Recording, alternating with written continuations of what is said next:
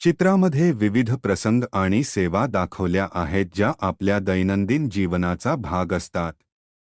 या प्रसंगांमध्ये सामान्य माणसाला रोजच्या जीवनात ज्या सेवा घ्याव्या लागतात त्यांचा समावेश आहे. पहिले चित्र, रेल्वे स्थानकावर एक माणूस तिकीट खिडकीवर तिकीट खरेदी करत आहे.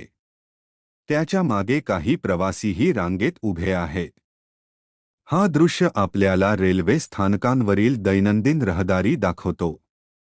रेल्वे ही आपल्या देशातील महत्त्वाची वाहतूक व्यवस्था आहे. चित्रातील प्रसंगांवर आधारित संवाद खालीलप्रमाणे असू शकतो. चित्र 1, रेल्वे तिकीट खिडकी. प्रवासी, माझ्या पुणे ते मुंबईसाठी एका तिकिटाची गरज आहे. तिकीट काउंटर कर्मचारी, होय साहेब, तुमच्या प्रवासासाठी 150 रुपये होतील. प्रवासी, हे घ्या पैसे. तिकीट काउंटर कर्मचारी, तुमचे तिकीट. आनंदी प्रवास करा.